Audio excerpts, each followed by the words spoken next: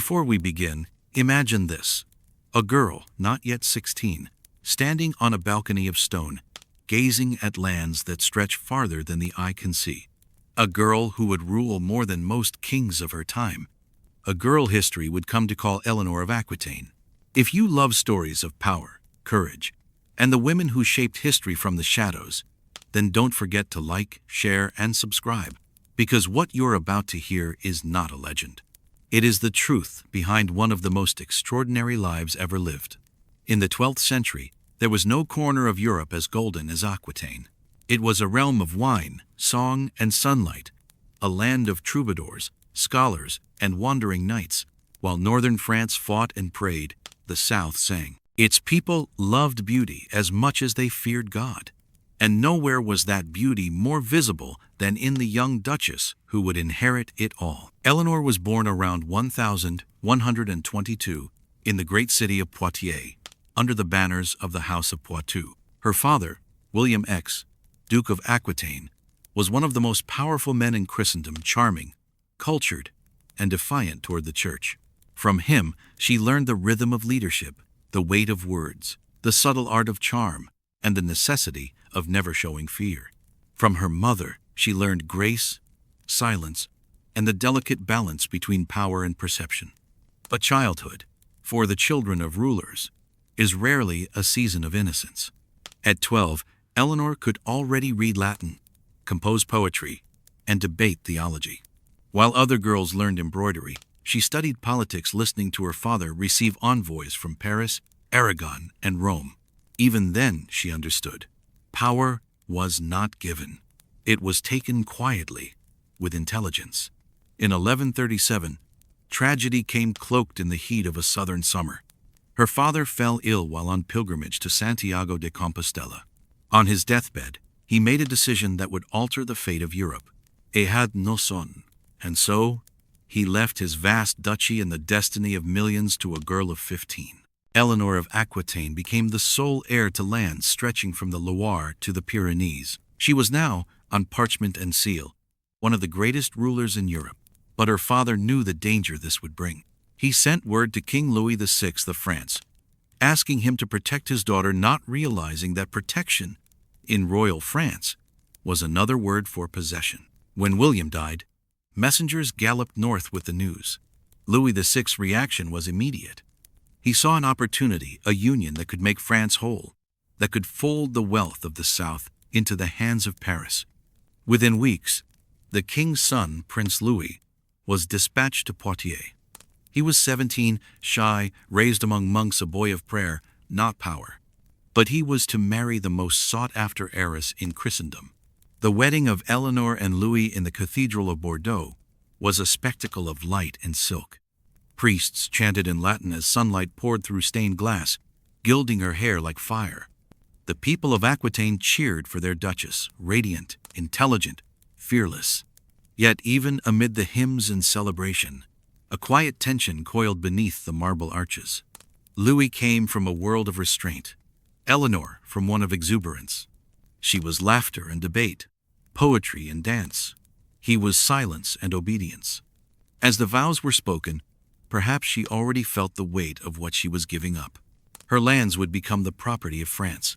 Her freedom, a line in the treaty of marriage.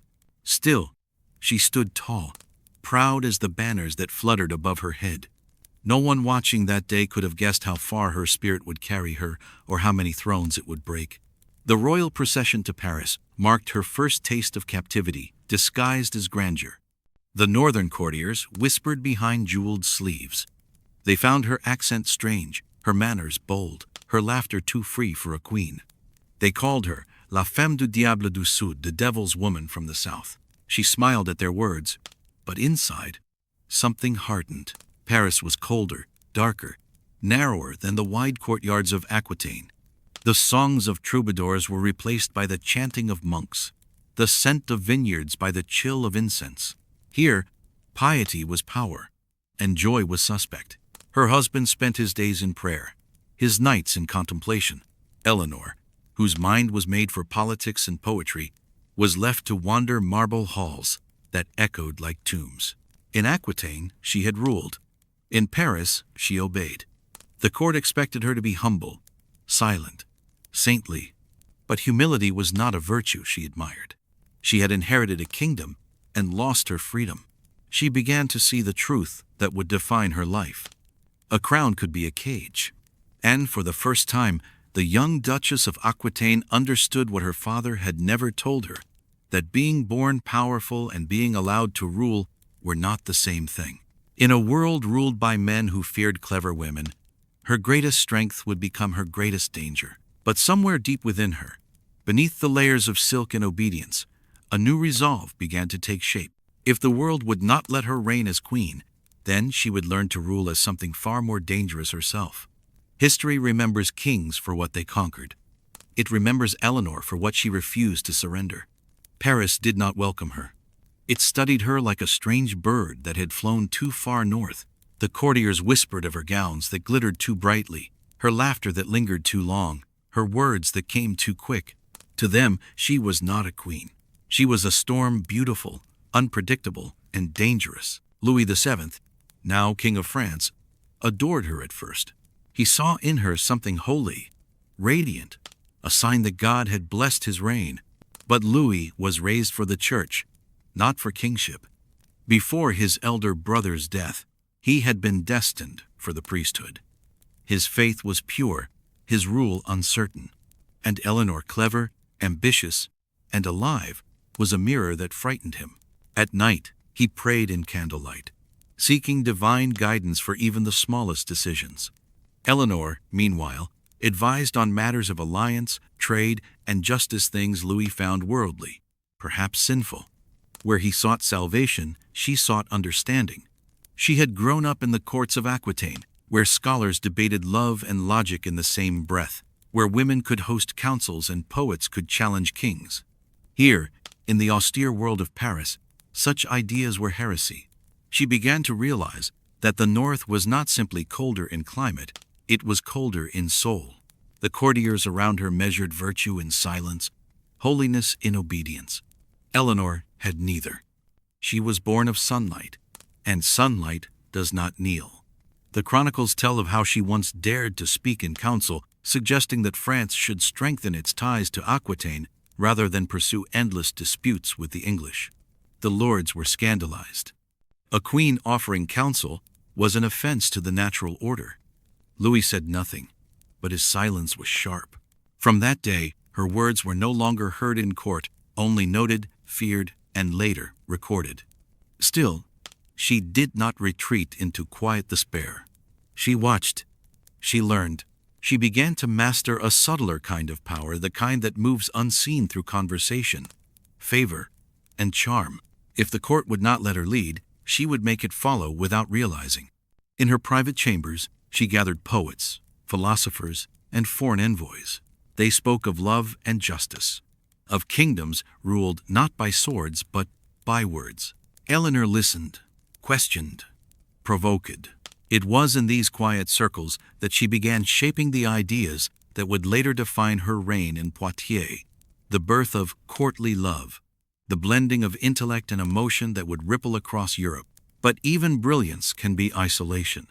The royal palace at Saint-Denis became her gilded cage.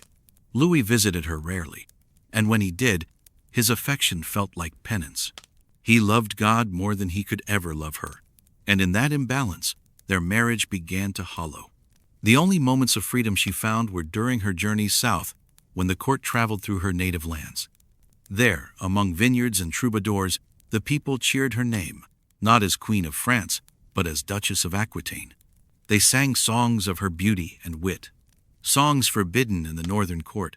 She rode ahead of the royal train, wind in her hair, sunlight on her shoulders, and for a fleeting instant, she was herself again. But as the procession turned back north, toward the gray stone of Paris, the applause faded into memory, and in its place came the slow, steady pulse of resentment. Louis had begun to change. Guided by stern advisors and pious monks, he saw her independence as rebellion. He wished for a wife who would pray beside him, not question him. And Eleanor, young, brilliant, untamed, became an ever-present test of his faith. The tension between them deepened when political crises struck. Disputes in Champagne, quarrels with Toulouse, and the rising influence of England required diplomacy and vision, neither of which Louis possessed. Eleanor, seeing the weakness of the French court, began to realize a truth her tutors had hinted at long ago. A ruler's crown means nothing without the strength to wear it. And so she began to study not just her husband, but the world around him, learning who whispered in his ear, who feared his temper, who could be swayed with gifts or words. It was here, in these years of quiet frustration, that the Duchess of Aquitaine became something new, a strategist. Even her faith transformed. She did not reject God. She simply redefined him. To Eleanor, the divine was not found in churches or sermons, but in the order of the world, in music, in thought, in love unbound by chains. The priests called her heretical. The people of the South called her wise. But wisdom in a woman is rarely tolerated. By the early 1142s, the gossip at court had become venomous. They called her too learned, too passionate, too worldly. Some said she bewitched the king. Others whispered that she conspired against him. Each rumor was a small stone placed upon the weight of her crown until it no longer glittered, but pressed upon her like iron. In those years, Eleanor's transformation was silent but absolute. She learned to smile while being silenced, to flatter men who would never see her as their equal, to move through the corridors of power as gracefully as smoke. What she could not command, she influenced. What she could not win, she endured.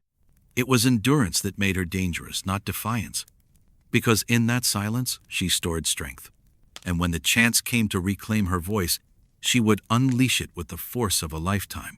As the 1140s gave way to a restless decade, France found itself drawn into a grand idea, a new crusade. Jerusalem called, and Louis, ever the holy king, would answer. He would lead his armies across continents, and he would take his queen with him.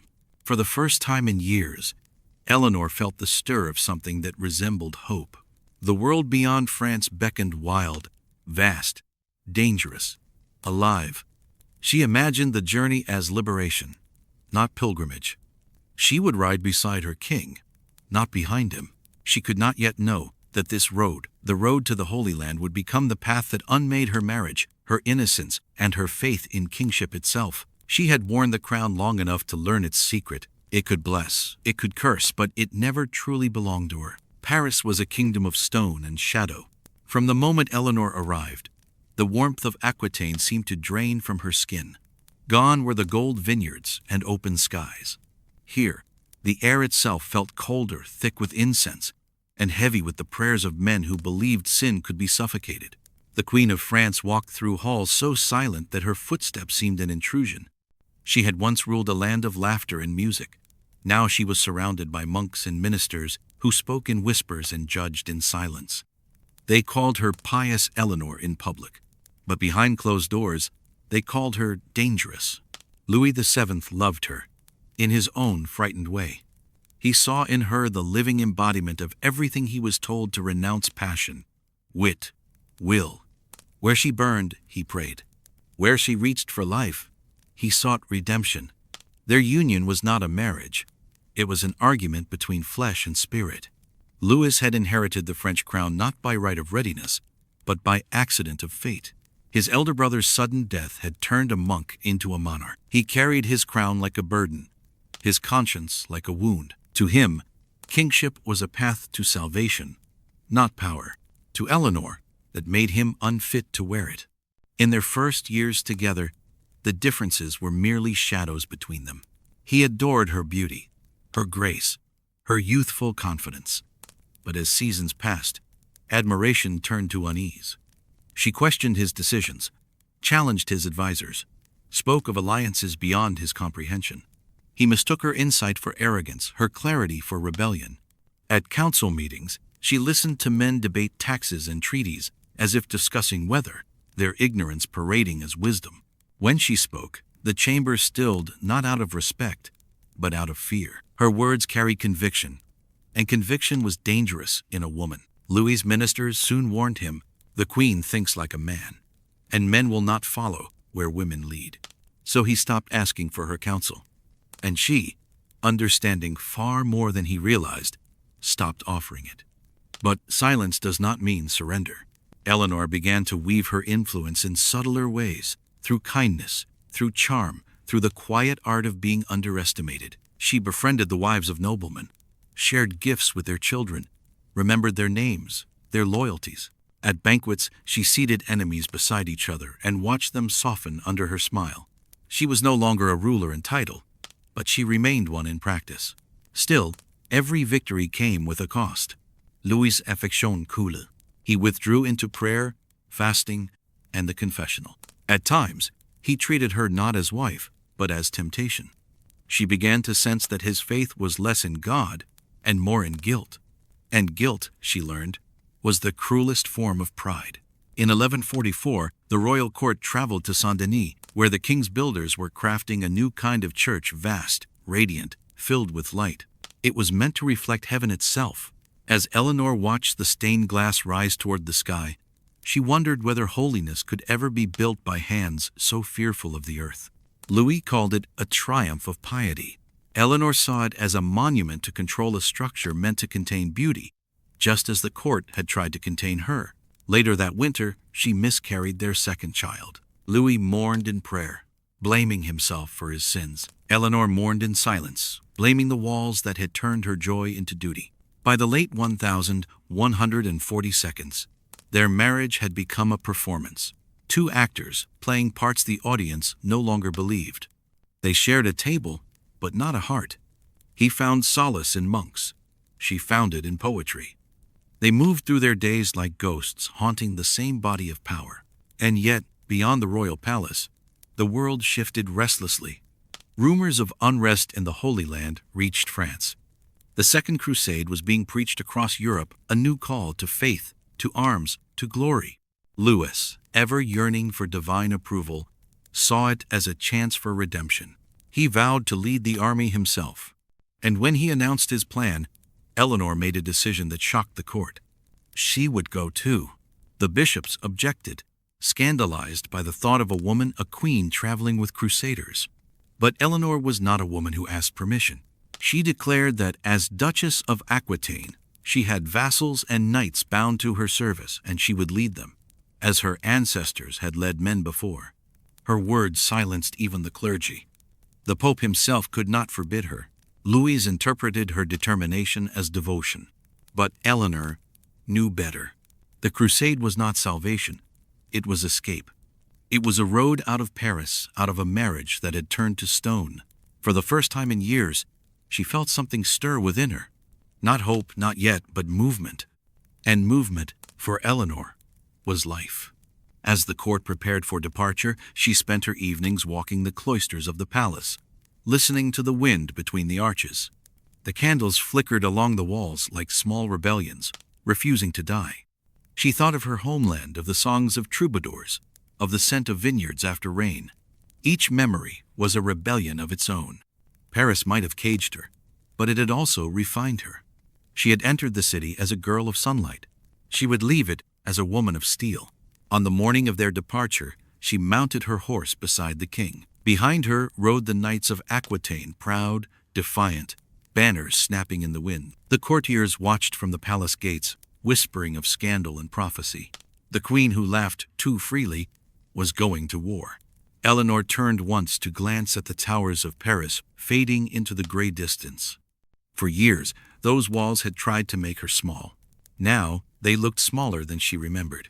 She had worn the crown that silenced her voice, but silence, in the right hands, can become a sword. The spring of 1147 began with the thunder of hooves and the clang of armor. France was on the move not for conquest, but for salvation. Across fields and forests, men rode beneath banners embroidered with the cross, believing they were chosen by God to reclaim the Holy Land. At the head of this holy procession rode a woman who believed something very different. Eleanor of Aquitaine, Queen of France, Duchess of the South, did not march for faith. She marched for freedom. The royal army departed from Vézelay, a sea of white and crimson banners fluttering beneath a pale Sunday. King Louis VII led from the front, draped in simplicity, his expression solemn as a monk. Eleanor rode beside him, radiant, composed, her armor gleaming beneath a mantle of silk. Behind her, knights of Aquitaine carried the golden lion of her house, their songs and laughter scandalizing the austere soldiers of the north. The contrast was striking and symbolic. Louis represented the church, purity, penitence, submission. Eleanor represented life, the flesh, the earth, the unrepentant joy of existing. They rode side by side, but already, the distance between them had become unbridgeable. The journey eastward was long and cruel, through Burgundy and Bavaria, across the Alps and into the lands of Byzantium. The Crusaders struggled against heat, hunger, and exhaustion. Eleanor watched the king pray over every decision, while his men starved for lack of leadership. To her, faith without wisdom was folly, and she began to see just how fatal his faith could be. At Constantinople, the queen was received like a goddess. The emperor's court shimmered with gold mosaics and perfumed air. Here, refinement was not sin, it was civilization. Eleanor flourished in that world, conversing with diplomats, learning the politics of empire, understanding the delicate games that ruled men's ambitions. Louis, meanwhile, saw only temptation. He withdrew from the banquets, frowning at the luxury around him. And, once again, he mistook Eleanor's curiosity for sin. By the time they reached the plains of Anatolia, the crusade had begun to crumble. The Byzantine guides betrayed them. The supply lines broke. The enemy watched from the hills like wolves. Men died of thirst, of disease, of despair. Louis hesitated at every crossroads, seeking divine signs where maps would have sufficed. Eleanor, ever pragmatic, urged him to listen to his generals. He refused, seeing her counsel as pride. When disaster struck near Mount Cadmus, it was she who saved the retreating column of Aquitanian knights. Contemporary chroniclers, though scandalized, admitted that the queen rode among her vassals like a captain, heartening them by her presence. It was not modest, nor was it proper. But it was leadership, and in that moment, she had more command than the King of France himself. After months of suffering, the army reached Antioch, ruled by Raymond of Poitiers, Eleanor's uncle, and a man as worldly as she was. Here, under the burning Levantine sun, she rediscovered something she thought she had lost: conversation. Raymond treated her not as a relic of holiness, but as an equal. Together, they discussed strategy, philosophy, and the politics of the East. He proposed a daring plan to strike at Aleppo, a move that could have changed the course of the crusade. Eleanor agreed. Louis, as always, sought divine permission and received none. When he rejected the plan, she openly opposed him. She called his decision cowardice. For the first time, her defiance was not whispered behind veils, it was declared before an army. Louis's advisors gasped, the bishops crossed themselves, and rumors began to slither through the camps. A queen commanding soldiers? A wife contradicting her husband before the world? The only explanation they could accept was sin. By the time the Crusaders left Antioch, Eleanor's reputation had turned to scandal. Whispers claimed she had grown too close to her uncle, that her counsel was a cover for desire. The king, humiliated, forced her to leave the city under guard. Some say she rode in silence. Others say she wept with rage. But those who knew her best said only this: she never forgave him. From Antioch to Jerusalem, their marriage became a pilgrimage of coldness. They prayed together, but not to the same God. Louis begged for divine mercy. Eleanor begged for deliverance from his shadow. And when they finally reached the holy city, the queen who had once burned with curiosity now saw the truth behind the sacred walls, that men used faith to mask their fear of women like her. The crusade ended as it had begun, with hope turned to dust. The siege of Damascus failed. The army limped home in disgrace. The dream of divine glory collapsed beneath the weight of human folly. Louis returned to France a humbler king. Eleanor returned a different kind of sovereign. She had ridden through deserts and ruins, seen empires that outshone France, met rulers who valued intellect as much as devotion, and she had realized one thing above all: the world was far bigger than the men who tried to control it. When the royal ships touched French shores again, Eleanor did not bow to kiss the ground. Instead, she looked back toward the horizon, toward the lands she had left behind, and smiled faintly. The girl who had once been caged in Paris had learned that chains can be broken from within. And though her marriage still bound her, her mind was already free. The crusade had failed. But for Eleanor, failure had become revelation. She now understood the limits of kings, the hypocrisy of priests, and the illusion of obedience. What she could not change by faith, she would change by will. The road to God had ended in betrayal, but in that betrayal, she had found herself. The Queen of France had set out to save her husband's soul. Instead, she saved her own. The Holy Land was not what the priests had promised. It was not golden, nor holy, nor merciful. It was a landscape of dust and bones, where sunlight burned without warmth and prayers rose into an empty sky. For Eleanor of Aquitaine, it was not the end of a pilgrimage, it was the beginning of disillusionment. She had left France seeking purpose, or perhaps escape. But in the searing light of the East, the illusions of faith withered faster than banners in the desert wind. The Second Crusade, preached as a mission of redemption, had become a procession of confusion and loss. Cities fell, not to pagans but to pride. Armies perished, not from battle but from blindness. And at the heart of that failure marched a king who mistook guilt for glory. Louis VII prayed before every sunrise, begged forgiveness before every step, and yet led his men into ruin. He blamed the devil, the heat, the heretics, everything except his own indecision. Eleanor watched him kneel in the dust, seeking signs in the sand, while around him lay thousands who had died waiting for his command. The irony was not lost on her. The most pious man in Christendom had brought more death than any sinner could. Each day the queen rode ahead with her vassals from Aquitaine. Her knights were different, proud, disciplined, loyal to her first and to the crown second. They rode through storms of arrows and mirages alike, guided by her composure more than by orders. Some chroniclers would later write that the Queen of France led her people as one inspired. Others would whisper that she led them as one possessed. The truth, as always, was more dangerous. She led because no one else would. The desert stripped all pretense away.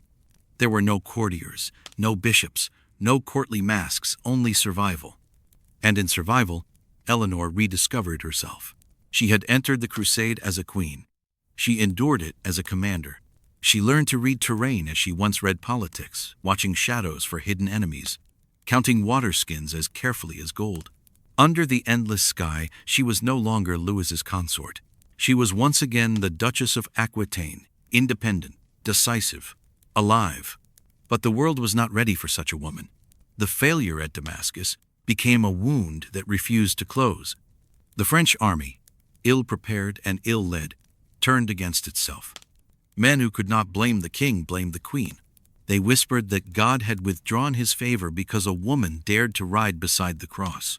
Every victory she had preserved, every life she had saved, turned into evidence of her sin. The clergy muttered that she had been too visible, too bold, too beloved by her knights.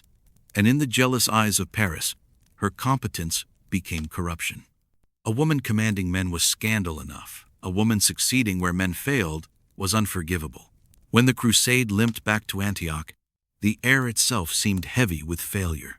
Eleanor's uncle, Raymond of Poitiers, greeted her with the warmth of family and the intelligence of an equal. In his palace filled with scholars, philosophers, and soldiers of fortune, she breathed again. Here, in the crossroads of East and West, ideas moved faster than armies. She listened to maps unroll like prophecies, to plans spoken in the language of reason rather than revelation. For a moment, she could forget that she was queen of a crusade built on dust. Raymond believed that the war could still be won not by chasing divine visions, but by strategy. He argued that Antioch should strike at Aleppo, cutting off the enemy's heart before it reached Jerusalem. Eleanor agreed. She saw the sense in it, the elegance, the chance to redeem the blood already spilled. But when she brought this plan to her husband, Louis refused to hear it. To him, the idea reeked of arrogance, and worse, it came from her. The confrontation that followed would echo for centuries. Louis saw defiance. Eleanor saw incompetence. For the first time, she no longer disguised her contempt. She had watched men die in faith. She would not watch them die in folly. And so, before his council, she declared her opposition. The king's face turned pale. To be challenged by his wife was humiliation enough. To be corrected by her was blasphemy. The next morning, Raymond's court was buzzing with rumors of rebellion, of scandal, of sin. They said the queen's affection for her uncle was too warm, her loyalty too divided. The court of France, already poisoned by jealousy and fear, turned the whisper into a weapon. And Louis, weak in will but strong in pride, believed them. He ordered Eleanor to leave Antioch at once. Some said she pleaded to stay. Others said she rode away without a word. The chronicles disagree, but they all agree on this. From that day forward, their marriage was a battlefield, and faith was its casualty. The return journey was slower, darker, haunted by silence. Louis traveled as though pursued by shame. Eleanor traveled as though awakened. Each mile back to France carried her further from the illusions of devotion and closer to the truth of her own power. She no longer sought the blessing of kings or clergy. She had seen too much blood on holy soil, greed in holy men, fear in holy hearts. The only divinity she now trusted was her own conviction. When they reached Europe again, Louis went to monasteries. Eleanor went to Aquitaine. He sought forgiveness. She sought herself. And there, among the rolling vineyards and songs of her homeland, she remembered who she was before the crown. The people still loved her not as a queen of France, but as their duchess, their Eleanor. They sang her name in the old troubadour ballads, the ones Paris had silenced. And perhaps for the first time in years, she felt at peace. But peace has a price. At the royal court, the scandal of Antioch refused to die. The bishops demanded inquiry. The king demanded obedience. And Eleanor, tired of lies dressed as virtue, finally spoke the words that changed everything. She asked for an annulment, not in anger, not in rebellion, but in clarity. The church granted her request in 1152 on the grounds of consanguinity. But everyone knew the truth. Their marriage had died long before their union ended. Louis had sought God in her and found only humanity. Eleanor had sought partnership and found only prayer. When she left Paris for the last time, the bells of Notre Dame tolled above her solemn, indifferent. The streets were lined with whispers. She rode through them as she once had through battlefields, her gaze steady, her heart calm. Behind her lay the crown she had never truly worn. Ahead lay the freedom she had always deserved. She was no longer the Queen of France, but she was, once again, the Duchess of Aquitaine, and this time, no one would silence her. The road to God had ended in betrayal, but sometimes betrayal is the only road to truth. The spring of 1152 came early that year, warm, fragrant, and full of change. In Paris, bells tolled for the end of a royal marriage. But in Aquitaine, the same bells rang for something far more dangerous, the return of a free woman. Eleanor rode south alone, the hem of her gown dusted with the earth of 2 continents. Behind her lay years of pilgrimage, humiliation, and revelation. Ahead stretched the rolling vineyards of Poitou, her land, her birthright, her refuge. France had tried to make her a saint. Now she would learn to be a sovereign again. For the first time since childhood, she was home. The people of Aquitaine welcomed her as though she had risen from legend. They lined the roads to Poitiers, showering her with flowers and songs. To them, she was not the queen who had failed a crusade, but the duchess who had outlived one. And as she passed beneath the city gates, sunlight spilled across her like an anointing. The South had claimed her once more. But liberty, for a woman of her stature, was never simple. Eleanor was 30, beautiful and richer than any monarch in Europe. Her duchy stretched from the Loire to the Pyrenees, fertile, strategic, and untamed. In a world of kings and soldiers, an unmarried duchess with such wealth was an invitation written in gold. The danger came swiftly. Within days of her annulment, the roads of Aquitaine filled with whispers and riders. 2 powerful nobles, Geoffrey of Anjou and Theobald of Blois, each sent envoys, each with the same message: marry us, or we will take you. Both were men of ambition. Both were armed. And Eleanor, traveling through her own lands, suddenly found herself the most coveted prize in Europe. Near Blois, a band of knights intercepted her escort. They sought to seize her carriage, to force a marriage that would bind her duchy to their cause. But the queen, who had survived crusades, did not surrender easily. Her guards fought fiercely, scattering the ambushers. Eleanor escaped under cover of night, riding hard through the forests toward Poitiers. By dawn, she had outpaced her pursuers, but the message was clear. In a man's world, freedom was a declaration of war. It was then, in that narrow window between danger and destiny, that she made a decision that would change the map of Europe. From the ashes of the crusade, a new name had begun to rise. Henry Plantagenet, Duke of Normandy and Count of Anjou, son of Geoffrey the Fair, and the formidable Empress Matilda. He was 20 years old, fiery, brilliant, and already feared by kings twice his age. Eleanor had met him once before, years earlier, when he visited the French court with his father. He had been little more than a boy, then restless, curious, with eyes that burned brighter than his title. Now that boy had become a man, and his ambition reached beyond Normandy. Word of her annulment reached him in Anjou. Before the gossip of France had cooled, Henry was already riding south. Some say he came for love, others for empire. History rarely distinguishes between the two. They met in Poitiers in early May. The chroniclers, reluctant to romanticize women of power, recorded little of that meeting. But the silence itself speaks volumes. For once, Eleanor found someone who saw not a crown to seize or a sin to pardon, but an equal. Henry understood her intellect, her impatience, her hunger for control. She, in turn, saw in him the energy of youth bound to the cunning of a conqueror. Together, they were not a courtly romance, but a collision of empires. Within weeks, they were married without papal consent, without royal approval, and without apology. Louis VII learned of it through rumor, his fury eclipsed only by the horror of his counsel. In a single stroke, Eleanor had united her vast duchy of Aquitaine with the rising power of Anjou and Normandy. The French crown had lost half its realm, and the woman they once caged had built a rival kingdom. The union of Eleanor and Henry was not born of passion alone. It was an alliance of intellects. He was the future, and she was the force that could shape it. Their marriage created an empire stretching from the Scottish border to the Pyrenees, a dominion so vast that people called it the Angevin Empire. But while the world saw triumph, Eleanor saw balance. For the first time, she shared power with someone unafraid of it. In Anjou and Normandy, she found a court alive with purpose lawyers drafting charters, builders raising stone fortresses, scribes recording laws in languages, both French and Latin. Henry worked endlessly, sleeping little, speaking less. Where Louis had prayed for kingdoms, Henry built them. And Eleanor, seasoned by loss and years of restraint, matched his pace in mind, if not in motion. Their days were filled with strategy, their nights with fire. Even the chroniclers who despised her could not deny the vitality of their union. One wrote grudgingly, "Between them, they possessed the world's ambition, and God helped the world for it." In the following months, their influence spread like wildfire. The French court trembled.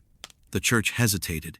The Pope, angered by their unsanctioned marriage, debated excommunication, but politics prevailed. No ruler could afford to defy them openly. The South adored Eleanor. The North feared Henry. Together, they were unstoppable. Yet within their brilliance lay the first seeds of ruin. Two flames that burned this bright could not help but consume the air between them. Eleanor was no longer the neglected wife of a monkish king. She was now partner to a predator. And predators, even when united, do not share prey easily. By the winter of that same year, the winds carried a new rumor. The Duchess of Aquitaine was with child. France shuddered, for that child would not be French. He would be the heir of Anjou, Normandy, and Aquitaine combined. A prince not of one crown, but of many, the beginning of a new dynasty.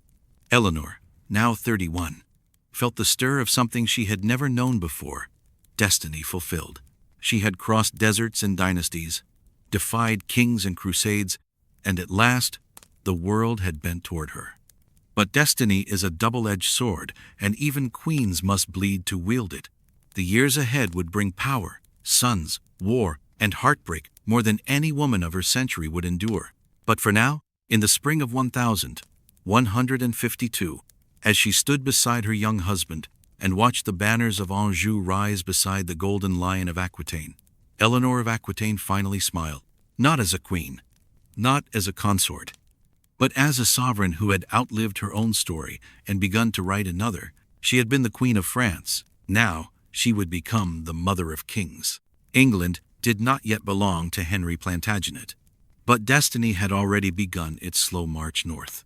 In the early 1150s, Europe stood trembling before the inevitable, the union of a man who hungered for power and a woman who knew how to wield it. Eleanor's marriage to Henry shocked the world. Kings called it reckless, priests called it sin. But to the people, it felt like the earth itself had shifted.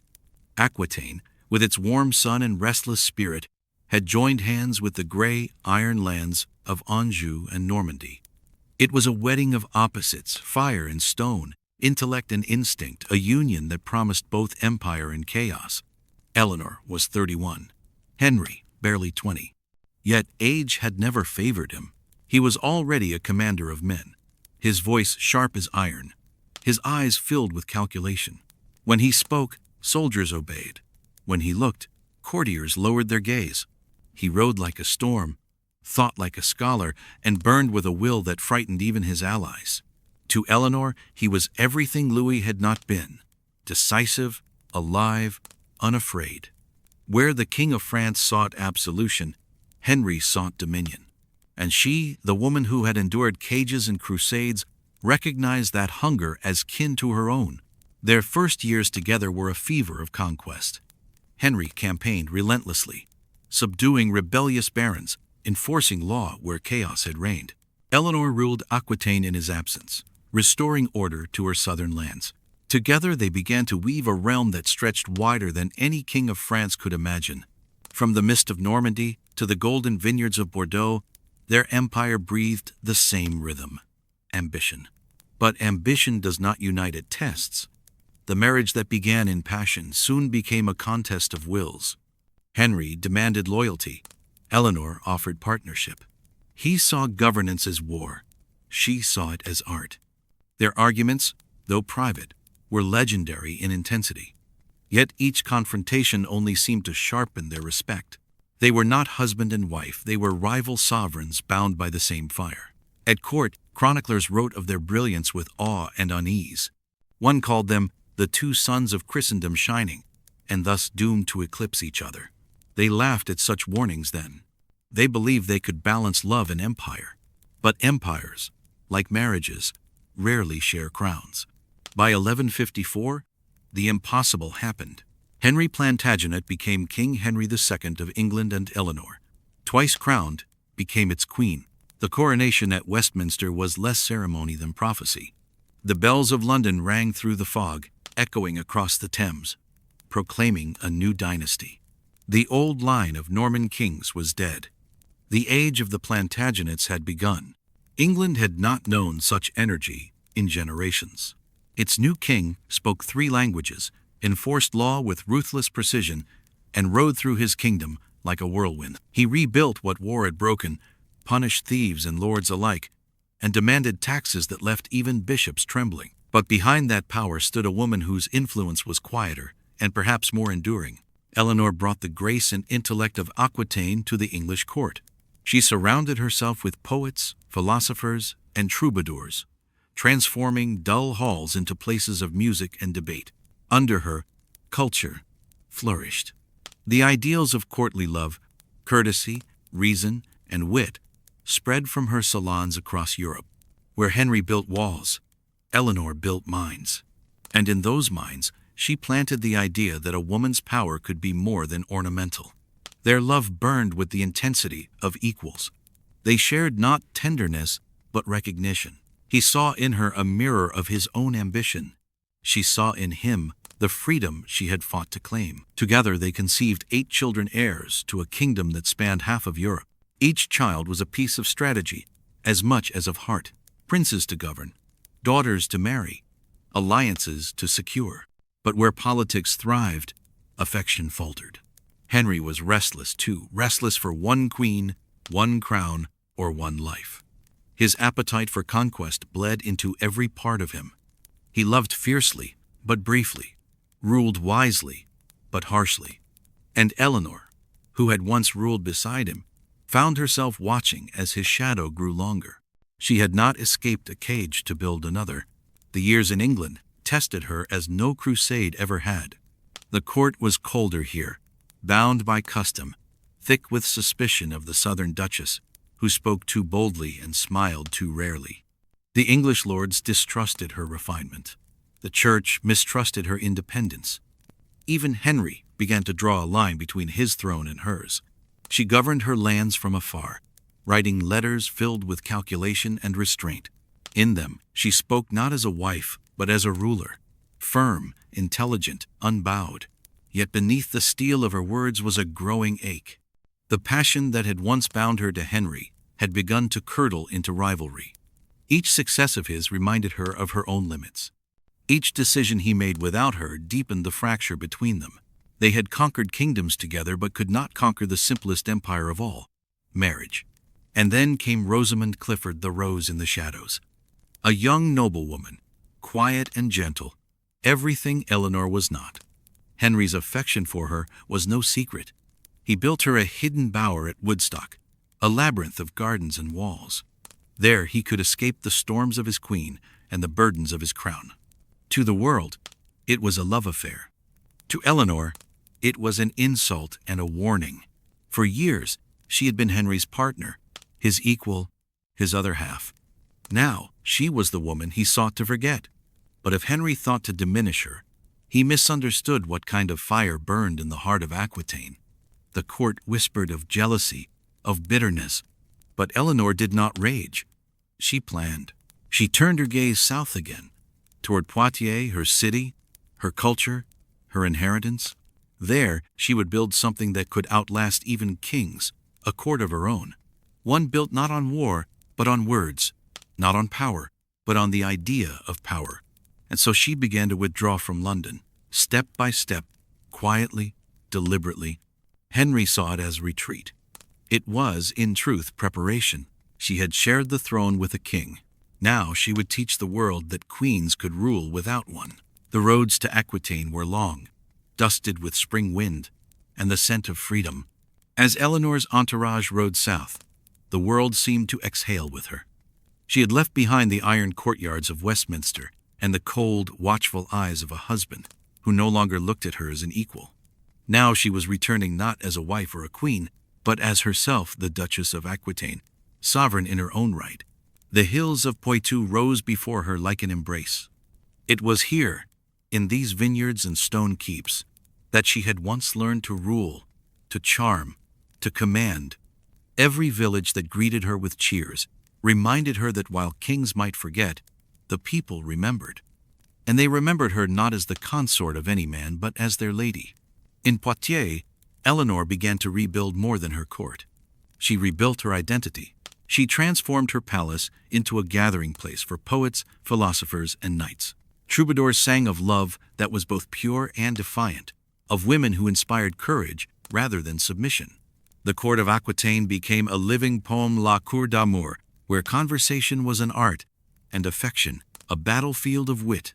It was here that the ideals of courtly love were born, not the kind of love that chained women to obedience, but one that celebrated intellect, grace, and emotional power. In Eleanor's hall, men learned that charm could conquer as surely as the sword, and that admiration, not possession, was the mark of a noble heart. This movement, subtle yet revolutionary, would echo across Europe for centuries. From the songs of Provence to the romances of Arthurian legend, every tale of chivalry carried a trace of the woman who had turned her exile into influence. Yet Eleanor's retreat to Poitiers was not escape, it was calculation. She knew that Henry's empire was growing too vast, his reach too far. Normandy, Anjou, Aquitaine, and England, all bound under one restless ruler. But beneath that power lay cracks. His barons grumbled about taxes. His sons felt neglected. His church despised his defiance of Rome. Even his allies feared the man who seemed to answer only to himself. Eleanor saw what others could not, that Henry's greatest enemy would come from within his own house. She kept correspondence with her sons Henry the young king, Richard, Geoffrey, and John. They were bright, ambitious, and hungry for recognition. She taught them the art of patience, of strategy, of when to wait and when to strike. And though she never spoke treason aloud, her letters breathed it between the lines. Still, there were moments of quiet reflection. At night, Eleanor would walk the terraces of Poitiers, where the vines whispered in the wind. She would think of the crusade, of the fire of Antioch, of the child she once was, and of the choices that had brought her here. The world called her ambitious. She called herself necessary. No one else had ever tried to live as she did, not merely as a woman of power, but as a person who refused to apologize for it. History would never forgive her for that. But the future, someday, might. Henry's spies reported her gatherings to the king. He called them frivolous, dangerous, indecent. He accused her of turning knights into poets and politics into theater. But what he feared was not gossip, it was ideas. Ideas that could inspire not just art, but rebellion. When Henry summoned her to England, she refused. Her lands were independent, her title older than his crown. For the first time, she defied a king, and he could not touch her. The rift between them became a canyon. Henry ruled the north. Eleanor ruled the south. Their empire, though still united by marriage, had begun to split in spirit, and beneath the surface of that silence, destiny sharpened its blade. In 1170, their eldest son, Henry the young king, was crowned co-ruler of England. It was meant as a gesture of legacy, but it sowed jealousy among his brothers. Richard, proud and fierce, demanded Aquitaine. Geoffrey wanted Brittany. John, the youngest, wanted everything. Henry II thought himself master of them all. But even a master cannot command ambition when he himself has taught it. Eleanor watched her sons grow into men who mirrored their parents' flaws, pride, brilliance, and an unrelenting thirst for control. She loved them, but she also feared what they might become. The very lessons she had taught them, cunning, courage, independence, were now the tools they would use against their father. By the time she realized this, it was too late. In 1173, rebellion ignited like a storm across the realm. The young king rose against his father, supported by his brothers and aided secretly by Eleanor of Aquitaine. She had seen enough of Henry's tyranny, his betrayals, his arrogance. Now, she believed, it was time for a new order, one that she could guide, even from the shadows. She sent messengers, gold, and counsel. She dreamed not of vengeance, but of balance, of a world where kings listened and queens were not silenced. But rebellion has a way of devouring its own creators. Henry II struck with terrifying speed. His forces crushed the uprising, captured the rebels, and uncovered the truth of Eleanor's involvement. When she tried to flee, disguised as a man, she was intercepted and taken prisoner by her husband's soldiers. The Queen of Aquitaine, once the most powerful woman in Europe, was led in chains to England. Henry did not put her on trial. He simply locked her away. For 16 years, she remained a prisoner. Castles became cages: Winchester, Salisbury, Sarum. She was allowed no letters, no counsel, no freedom, only silence and time. But if Henry thought confinement would break her, he misunderstood the kind of strength she possessed. Eleanor had learned to endure long ago in cloisters, in courts, on crusades. Now, she turned endurance into defiance. While her body was captive, her legend grew. The world began to whisper her name again, not in scandal, but in awe. The falcon had folded its wings, but it was still watching the sky. When messengers from the continent brought word of turmoil, of Richard's valor, of the church's anger, of Henry's failing health, Eleanor felt the wheel of fate turning once more. She had waited before. She could wait again. She had lost her freedom once more, but this time she had planted a dynasty. Before there were nations, there were names. And no two names commanded more fear or fascination than Henry Plantagenet and Eleanor of Aquitaine. Together, they ruled an empire so vast it was said a hawk could fly from the Scottish border to the Pyrenees without ever leaving their lands. England, Normandy, Anjou, Maine, Touraine, Brittany, and Aquitaine all bent beneath their crest. Never before had one couple held such reach, nor shone so fiercely, nor burned so quickly. In those first years, they were unstoppable. Henry was the storm, restless, brilliant, and brutal. Eleanor was the wind, subtle, calculating, untamed. He built fortresses. She built alliances. He conquered men. She conquered hearts. Where he sought dominion, she sought meaning. Together, they created an empire balanced precariously between love and ambition. The royal courts of England had never seen a queen like Eleanor. She spoke several languages, debated theology with bishops, and matched her husband in intellect and defiance. She refused to fade into the silk shadows where other women lived unseen. Instead, she stood beside him, the only one who dared to speak, when kings and prelates hesitated. Foreign envoys whispered that she ruled him. English nobles whispered that he feared her. But both were wrong. Henry and Eleanor did not fear one another, they recognized each other.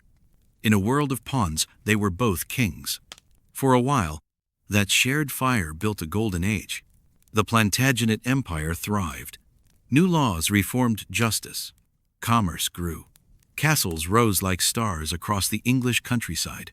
Eleanor's influence reached deep into culture. She revived poetry, patronized troubadours, and transformed the dull rigidity of the northern court into something almost artistic. Her ladies became diplomats in silk. Her musicians, voices of a new order. It was at Poitiers, her beloved city, that she created a sanctuary for thought. Men of learning came from Paris and Toledo. Troubadours sang beneath candlelight about chivalry and virtue, about women as muses and judges of valor. These ideas, half dream, half rebellion, would later echo in Arthurian legend, where Guinevere and Lancelot mirrored the dangerous dance of love and honor Eleanor herself had once lived. But every empire casts two shadows, the one the sun creates and the one ambition hides. Henry's energy was endless.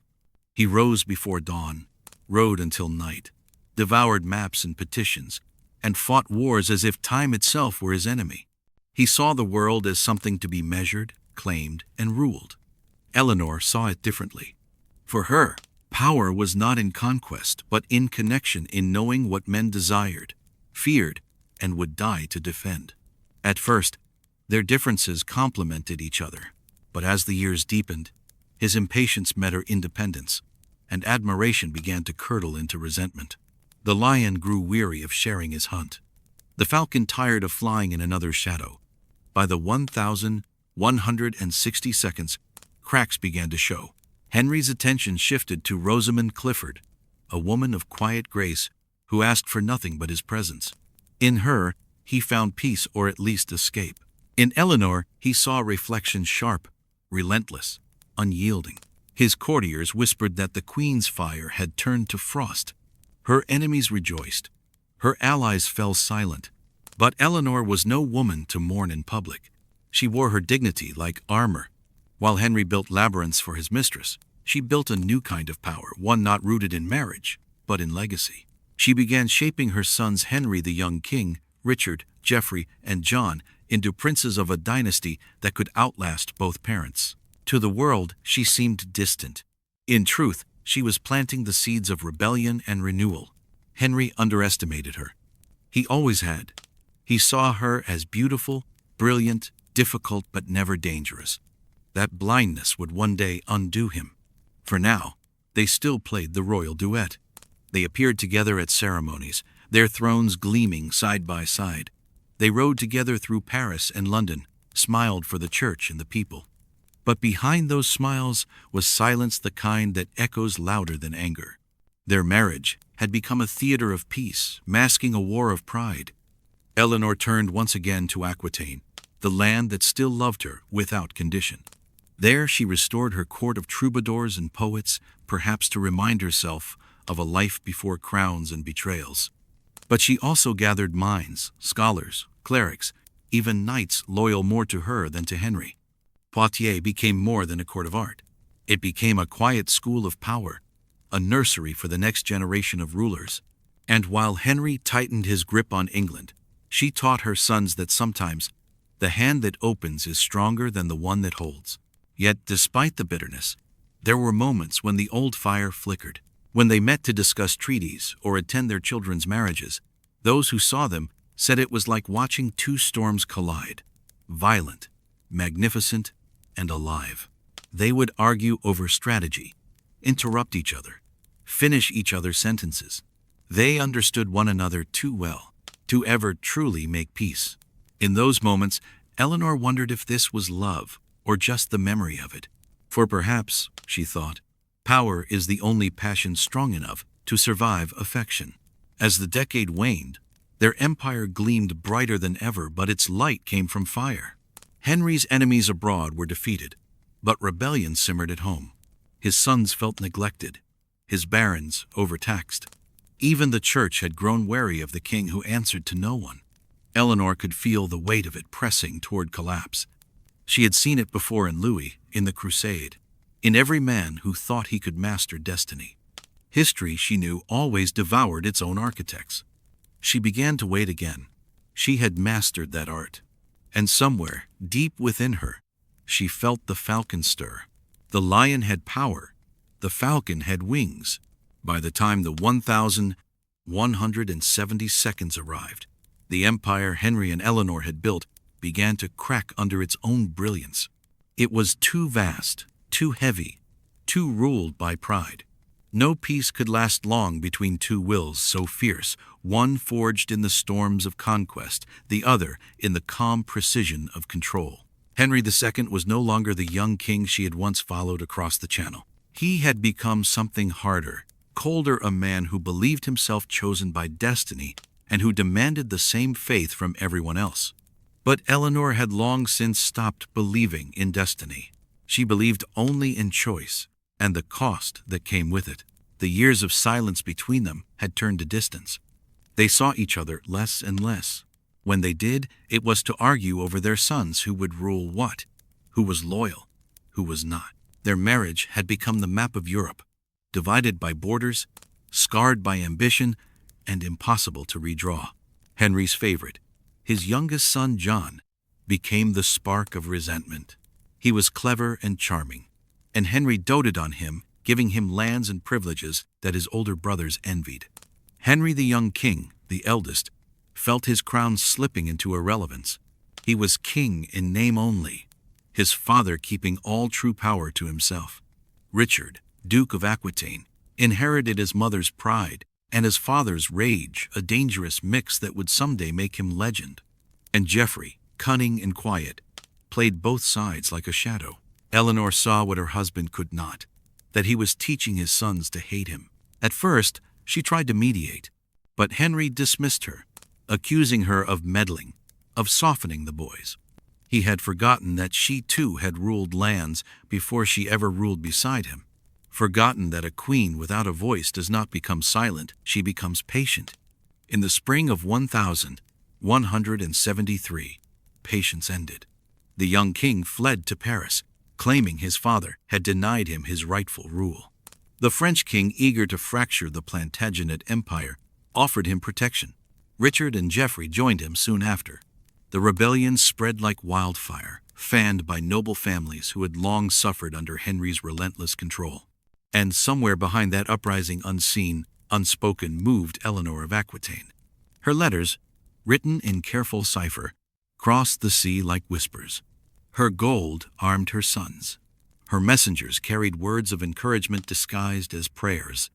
She did not crave vengeance, nor glory, only balance.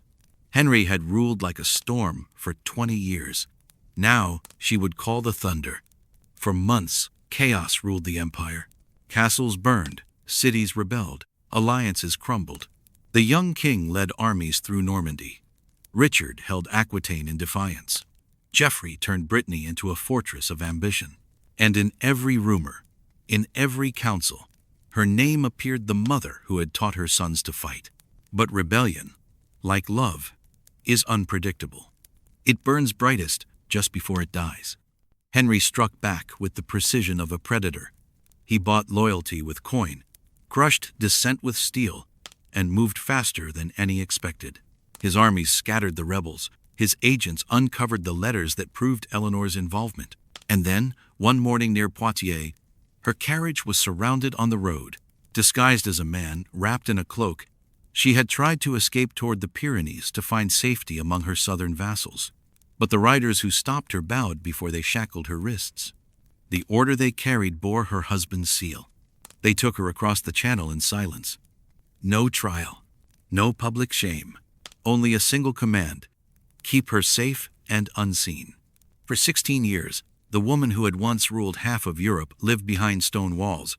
At Winchester, she paced narrow corridors that smelled of damp stone. At Sarum, she watched the seasons through a single window slit. The courtiers called her the Forgotten Queen, but even in captivity, her name carried a strange gravity. Letters still came from monks, poets, even her sons smuggled beneath bindings and prayers. She was no longer in the game, but she remained its legend. And Henry, for all his victories, could not forget her. He visited rarely, always with excuses of duty. Each time he looked at her, he saw the mirror he had broken and the half of himself he could not conquer. The years hardened them both. When news came that the young king had died in rebellion, Eleanor neither wept nor rejoiced. She merely whispered a prayer for him, for herself, for the cost of pride. By then, even Henry's victories tasted of ash. His sons distrusted him. His barons feared him. The church despised him. His mistress, Rosamond, had died, some said poisoned, though no one dared name who had sent the cup. In the cold of her cell, Eleanor sometimes imagined Henry's restlessness pacing the halls of his castles as she had once done, haunted by ghosts he had made himself. Their love, if it could still be called that, had become history's most private war. Then, in the winter of 1189, the guards came with torches. But this time, it was not to move her, it was to free her. Henry II was dying. The rebellion of his surviving sons had broken him, and Richard, her lion-hearted child, had forced his surrender. Before the old king's breath left him, he asked to see her one last time. But Eleanor was already gone riding south, not toward vengeance, but toward the dawn. The falcon had flown once more, and behind her, the lion's roar faded into memory. Together they built an empire and broke each other's hearts. The year was 1189, and England waited for a new dawn. In the south, the air smelled of rain and resurrection. From the ports of Normandy to the towers of Winchester, word spread like fire. Henry II was dead, and the son he had once imprisoned his wife for loving too much, Richard the Lionheart, now wore the crown. For 16 years, Eleanor had lived in the half-life of a captive, her name spoken only in whispers. Now, she rode free again. The wind cold against her face, her hair streaked with silver, but her spirit unbroken. Behind her, the kingdom mourned its fallen king. Before her, it awaited the hand that would steady it. She had been many things in her life: duchess, queen, mother, prisoner. Now, at nearly 70, she would become something rarer still, a ruler reborn. Richard's coronation in Westminster was not his alone. It was hers, a vindication carved from patience and pain. As the trumpets roared and the bishops lifted the anointing oil, Eleanor stood beside him, a living symbol of endurance. When the crown touched her son's head, the people cheered for the king, but their eyes and their hope were on her. For Richard was a warrior, but it was Eleanor who knew how to rule. She became his regent the moment he sailed for the Holy Land to join the Third Crusade. While Richard rode beneath the burning sun of Acre, Eleanor governed in the grey rains of England. The council bowed to her decisions. The nobles deferred to her judgment. The same lords who had once called her dangerous now called her indispensable. It was not an easy peace she kept. Taxes bled the land to fund her son's wars. The church pressed for control. Her youngest son, John, restless and hungry, plodded behind her back, whispering to France, testing her resolve. But Eleanor had ruled men like him all her life. She knew when to forgive and when to let silence do the work of fear. She traveled ceaselessly across England, Normandy, Aquitaine, a woman who had once been caged, now moving with unstoppable purpose. Everywhere she went, she mended wounds. Between barons, between brothers, between memory and mercy. She restored a kingdom that had nearly torn itself apart under her husband's tyranny. The people called her the Queen Mother, but the title did not capture the truth. She was the soul of a dynasty, the unseen hand guiding a new generation of kings. Still, her heart belonged to Richard, the child who carried both her fire and her father's pride. She received his letters from the East, written in the language of warriors. Campaigns won, fortresses built, blood spilled, in God's name. Sometimes she would read them by candlelight and imagine the boy she once held, now armored in gold and dust. She had taught him to be fearless. Now she prayed he might learn restraint. But fate, once again, would test her. In 1192, news came that Richard had been captured, imprisoned in Austria by the Duke Leopold, betrayed on his way home from the crusade. England gasped. France rejoiced. And in the silence that followed, all eyes turned to one woman. Eleanor did not weep. She did not rage. She acted. She sold the royal jewels.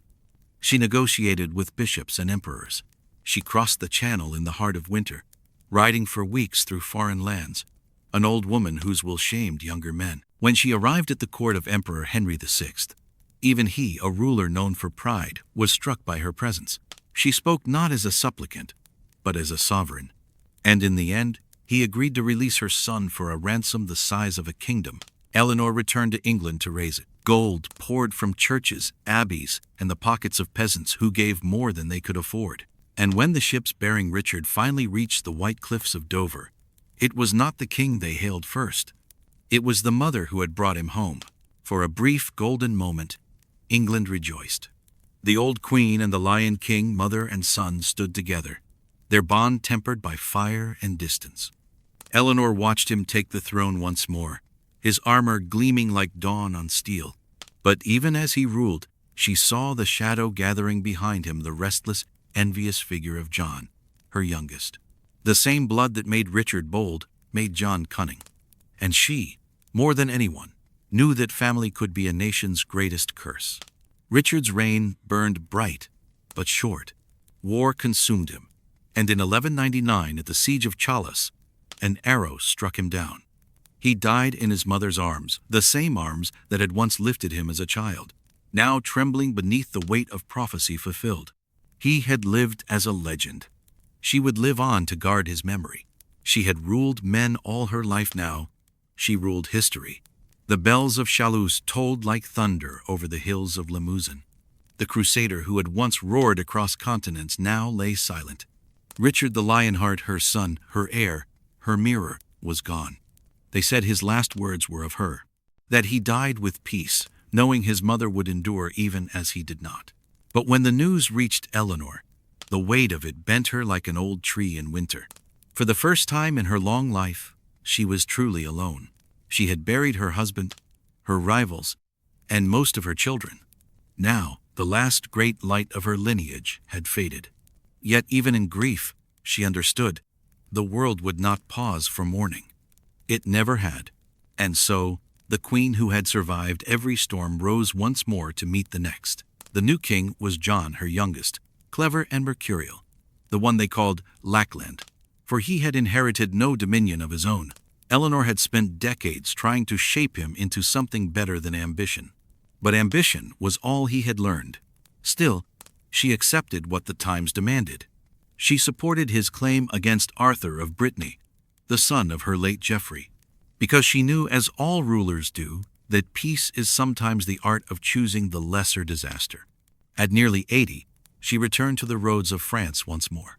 The air was damp and heavy. Her hands trembled when she held the reins, but her gaze remained steady. Wherever she went, people lined the paths, not out of fear, but reverence. The legend of Eleanor of Aquitaine had outlived politics. She was the living ghost of an age when love had been art and power, poetry. She traveled south to secure Aquitaine, her homeland, now threatened by rebellion. The journey was perilous, the terrain harsh, and her escort small. But she pressed on, sleeping in monasteries, dining with knights who had once served her sons. When she entered Poitiers, the city that had sung of her in youth, the townsfolk wept to see her again. Their duchess returned, frail but radiant. There was a stillness in her eyes that came only to those who had seen too much and survived it all. Her hair, white as parchment, caught the candlelight like silver thread. When she spoke, her voice was soft but absolute. Even kings still listened. John's rule, however, was a different story. Where Richard had inspired loyalty through valor, John bred obedience through fear. He taxed the church, quarreled with his barons, and trusted no one, not even his mother. Eleanor sensed the unraveling before anyone else did. It was the same sickness she had seen in Henry, the belief that control could replace trust. She tried to counsel him, but he brushed her aside with impatience, the same arrogance his father once wore like armor. And so she did what she had always done best: worked quietly, in the margins, where real power hides. She wrote letters to Rome, soothed feuding nobles, and sent emissaries to Paris to hold the fragile peace. And though her body weakened, her mind remained sharp, a flame that refused to go out. The year 1202 brought the final wound. Her grandson, Arthur of Brittany, was captured by John and disappeared soon after, a boy of 15, gone without trace. Whispers said John had killed him with his own hands. Others said the body had been thrown into the Seine. Eleanor asked no questions. She already knew the truth. The line she had built with love, ambition, and blood was consuming itself. In the quiet of night, she would walk the cloisters of Fontevraud Abbey, the place where her husband and Richard now rested. Sometimes she paused before their tombs, her hands folded, her eyes unreadable, not in prayer but in remembrance. The abbey walls were cold, but she felt no chill, only the slow erosion of time. She had lived longer than kings and seen the world change beneath her, from crusades to commerce, from swords to seals, from faith to reason. And yet, through all of it, she had remained herself, the girl who had once inherited a kingdom and refused to surrender her will to anyone. In the spring of 1204, as the flowers bloomed beyond the stone arches, Eleanor of Aquitaine lay still upon her bed. Her attendants wept softly. The last matriarch of medieval Europe was dying, not as a queen, but as something rarer, a witness to history. She asked for no crown, no ceremony, only that she be laid beside Henry and Richard, where the sun could reach her even through the stone. As dawn rose through the abbey windows, she exhaled one final time, a breath that seemed to carry not sorrow, but release. Outside, the bells tolled for the woman who had outlived her age. They buried her with a book in her hands, a symbol of the wisdom she had carried, and perhaps of the stories she had never told. Her effigy at Fontevraud shows her not asleep, but reading, as if history itself could not end without her permission. And in a sense, it never did. For centuries, poets and painters would return to her, the duchess who defied kings, the mother of crusaders, the queen who had once ruled half of Europe from a court of love. She became more than legend. She became memory made eternal. Her sons wore crowns, but her strength was the throne beneath them. The year was 1204, and the bells of Fontevraud still echoed across the Loire Valley. Eleanor of Aquitaine was gone, but the echo of her life, the ripples she had cast across kingdoms, refused to fade. Kings died, empires shifted, but her shadow remained, long and luminous, stretching from the vineyards of Poitou to the marble halls of Westminster. She had been queen of 2 nations, mother of 3 kings, and architect of a dynasty that would shape Europe for centuries. And now, even in death, she ruled, still not from a throne, but from memory. When word of her passing reached Rome, the papal envoy wrote simply, "A great light has gone out in Christendom." But in truth, the light had not gone, it had only changed hands.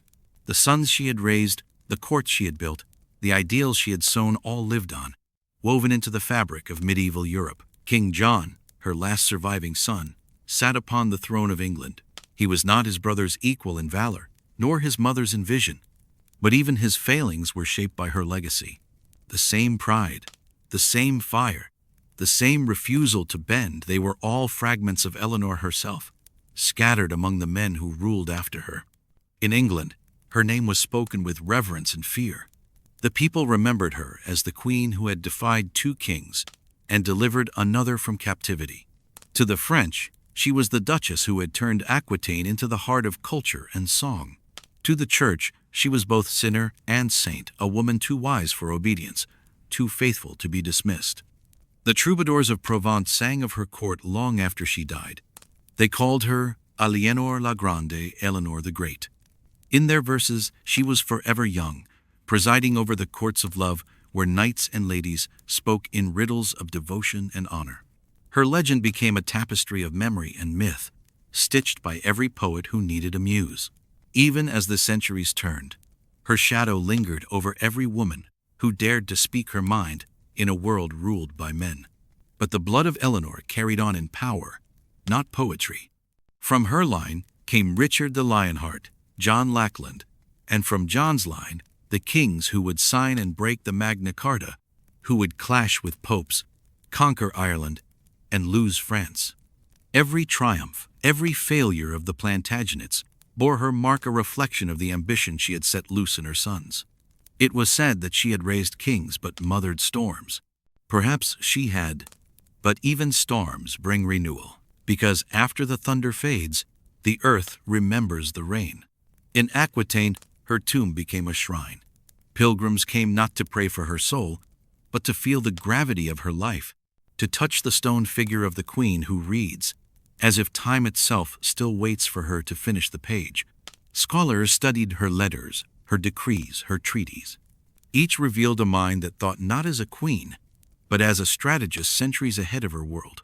She had understood alliances like an artist understands color, how each shade of loyalty could be blended or broken to create something new. While men fought for crowns, she wove bloodlines that would outlast kingdoms. Across the Channel, England changed. The crown grew heavier. John's wars drained the treasury. His arrogance alienated the church. And in the end, his barons forced him to sign the Magna Carta, a document meant to limit royal power forever. Yet even that act, the first great check on monarchy, owed its existence to Eleanor's lineage. She had given birth not only to kings, but to the very idea that no ruler stands above the realm itself. It was the echo of her defiance, transmuted into law. And in France, her grandchildren by marriage began to reshape that kingdom too. The Capetians, once weakened, now borrowed from her vision a court refined by art, balanced by intellect. In this way, Eleanor of Aquitaine ruled both nations long after she was gone. Her hands, invisible but indelible, guided Europe from the age of crusades into the dawn of kingship defined by culture and law. She had not just survived her world, she had redefined it. Even centuries later, chroniclers argued about her soul. Was she saint or serpent? A woman of virtue or vanity? The answer was both and neither, because Eleanor had lived as something beyond judgment. She had lived as herself. The cage opened and the world had changed. Long after Eleanor's passing, her world continued to fracture. The sons she had raised left behind heirs, who carried their fire but not their wisdom. The Plantagenet line, once united beneath one crown, splintered into ambition. John's death in 1216 left England in turmoil, his reign remembered for loss rather than legacy. But through his son, Henry III, the thread of Eleanor's blood endured. That same lineage would give birth to Edward I, the hammer of the Scots, Edward III, who would claim the throne of France, and the long, brutal 100 Years' War that reshaped medieval Europe. In every conquest, every rebellion, every treaty signed and broken, the echo of Aquitaine's duchess could still be felt. Her hand, unseen, unforgotten, guided history through the children of her children. In France, her descendants through Richard's line intertwined with the Capetians, mending the rift she had once embodied. The courts of Paris began to resemble the ones she had built in Poitiers, filled with music, literature, and diplomacy rather than war. It was as if the queen who had once turned love into art had taught an entire continent to soften its edges. Her influence ran deeper than blood. It became culture. It became Europe. And yet, her name faded from chronicles written by men who feared complexity. They remembered the Crusader kings, the warrior sons, the barons, and the popes, but they rarely wrote of the woman who had shaped them all. To them, she was dangerous. A woman who had dared to rule without apology, to command armies and ideas alike. So they turned her into rumor, the schemer, the temptress, the cold mother of reckless sons. For centuries, she slept beneath stone, her story buried beneath the myths of men. But memory, like a tide, always returns. In the age of Renaissance, when Europe rediscovered its hunger for wisdom, her image resurfaced not as villain, but as visionary. Writers spoke of her as the mother of courtly grace. Painters imagined her in gold light, a queen of mind rather than crown. Later still, historians uncovered her letters, her charters, her voice sharp, articulate, alive. They realized what her world never could, that Eleanor had been the bridge between the Middle Ages of faith and the dawn of human reason. She was not merely of her time, she was beyond it. At Fontevraud Abbey, where her marble likeness lies beside Henry and Richard, the air is quiet but not still. Candles flicker over her effigy, carved with eyes half open, a book resting on her chest. Tourists whisper as they pass, but she seems not to hear. Perhaps she is still reading, still waiting for history to finish her story. Outside, the gardens bloom just as they did in her youth. The same winds that once carried her laughter through the halls of Poitiers now move through ivy and stone. The same river that watched her coronations and wars still flows, a mirror of time, carrying both her triumph and her sorrow. It is said that if you walk the abbey at dawn, you can almost hear her footsteps, light, deliberate, unhurried, as if she still roams the world she once ruled, not as queen or captive, but as something rarer, a presence. Centuries later, her descendants would still shape the world. Through the Plantagenets came the Tudors, through them the Stuarts, and through them the monarchs who rule Britain even now. The crown of England, the fleur-de-lis of France, and the language of poetry that binds them all. Each carries a trace of the woman who once refused to kneel. Eleanor of Aquitaine did not simply belong to history. She created it. They called her many things: the Duchess of Aquitaine, the Queen of France, the Queen of England, the Mother of Kings. But in truth, she was something greater. She was the first to prove that a woman could shape empires not through obedience, but through endurance. That she could be the architect of nations even in a world that tried to erase her name. As the centuries folded over her legacy, the poets remembered.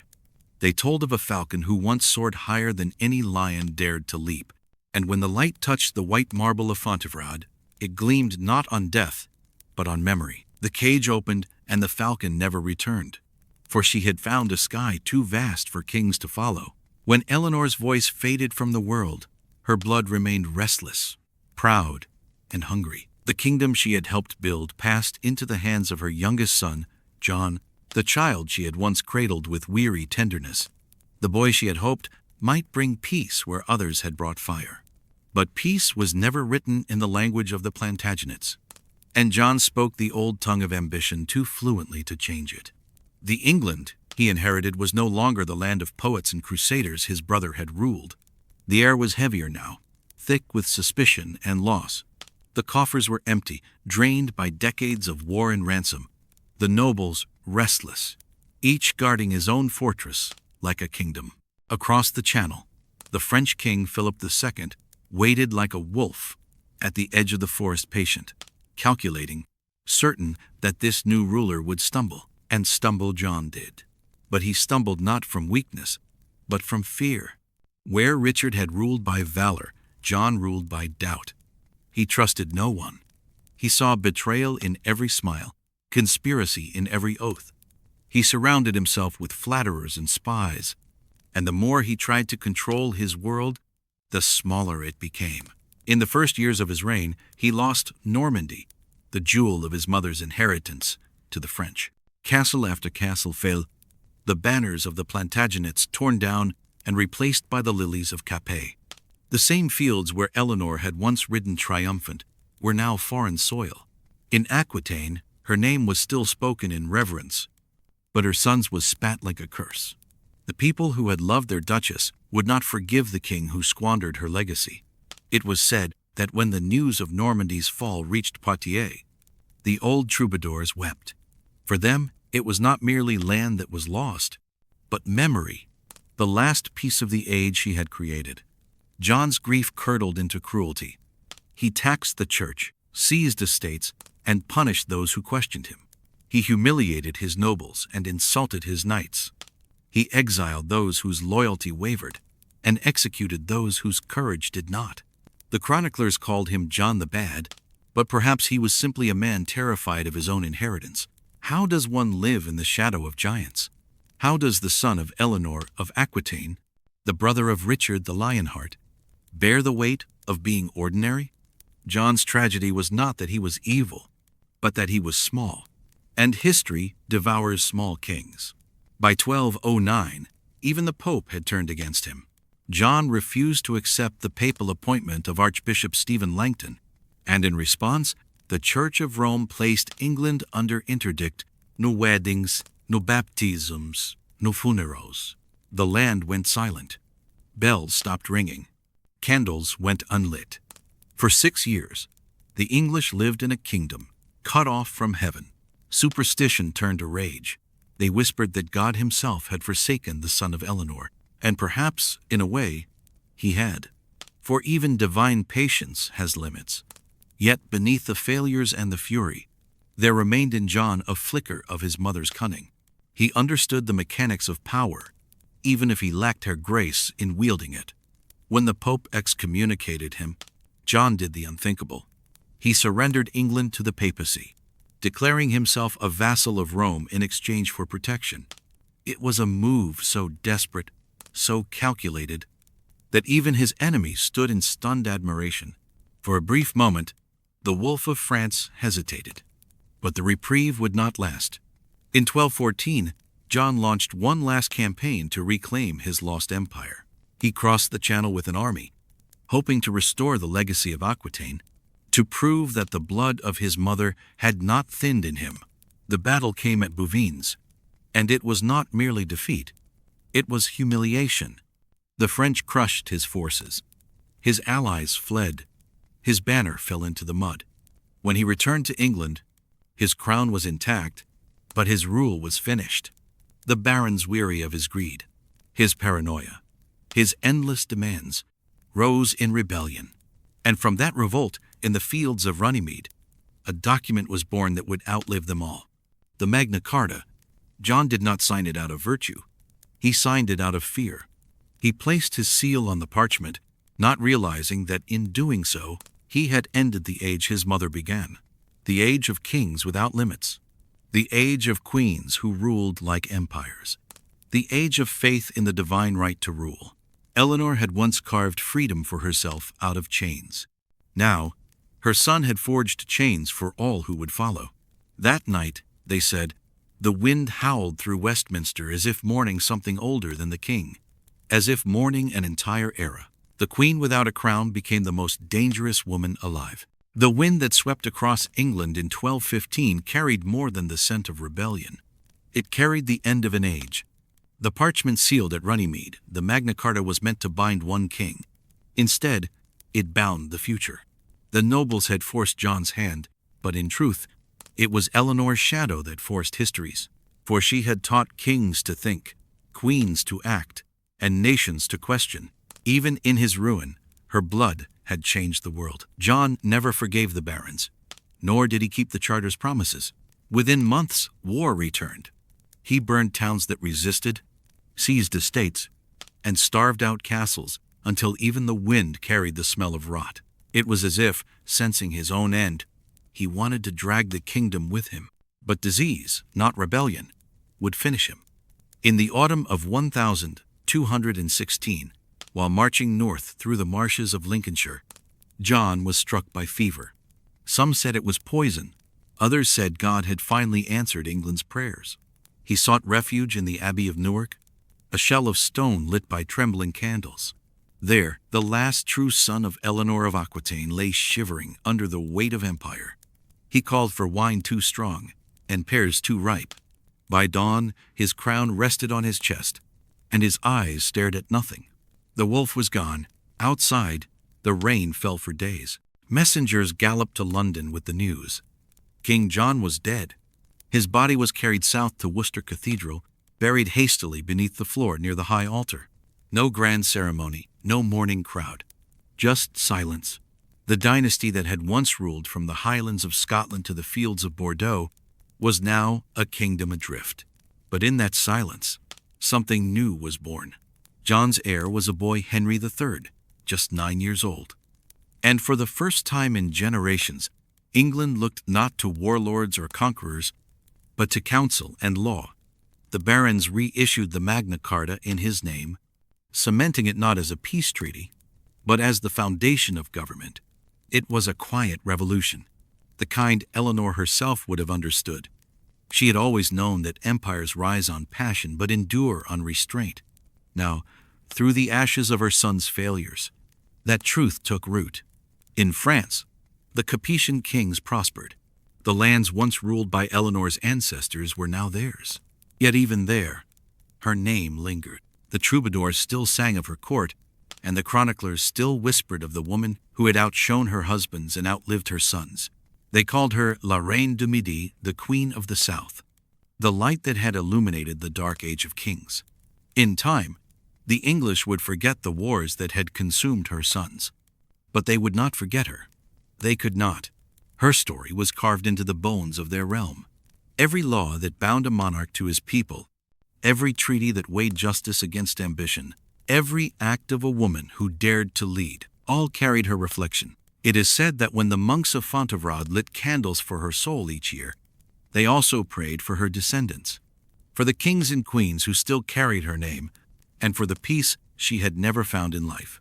The abbey's bells would toll softly in the evening air, and the light would fall through colored glass upon her effigy, where she lay carved in stone, book in hand, forever reading, forever remembering. And beyond those walls, Europe itself moved on, toward Parliament, toward Renaissance, toward reason, each step a little further from the fire that had once burned in her veins. But even progress leaves ghosts. And in the quiet between ages, if you listen close enough, you can still hear the voice that once whispered through two empires. Power is never given. It is taken and paid for in blood. By the century's end, her great-grandsons would wear crowns and die on battlefields she could never have imagined. Edward I would forge a nation from iron and stone. Edward III would set England and France ablaze once more in the 100 Years' War. Each believed they carried her destiny. Each mistook it for their own. And so the circle turned again. The empire of memory lived on, not in peace, but in persistence. When night falls over Fontevraud and the Loire runs black beneath the moon, the abbey grows still. The wind sighs through arches older than kings. The candles flicker upon three figures carved in silence: Henry the Builder, Richard the Lion, and Eleanor, the mother who outlived them all. Her marble hands cradle her book, her lips curved in a knowing smile. Not triumph, not sorrow, but something in between.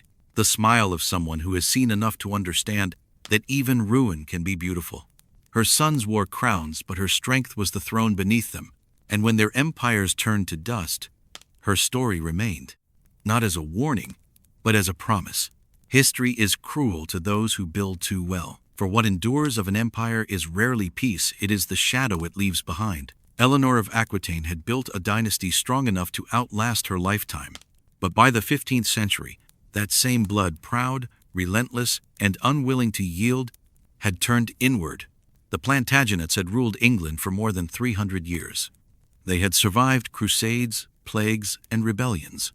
They had shaped a nation from mud and iron. But now, they were dying from within.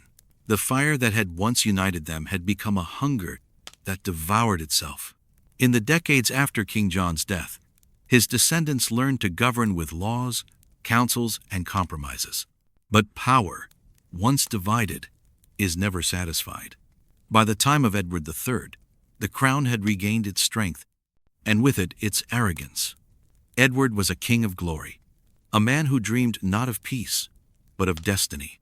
He claimed the throne of France, invoking his right through his mother, a distant echo of Eleanor's legacy in Aquitaine. It was her blood that gave him that claim, and her spirit that whispered for more. In 1337, he declared himself King of England and France. The 100 Years' War began. It was a war fought not for land nor faith, but for inheritance. And in that, It carried the curse of its lineage. For nearly a century, the descendants of Eleanor and Henry II turned Europe into a graveyard. Fathers died beside sons. Brothers slaughtered brothers, and every crown became a target.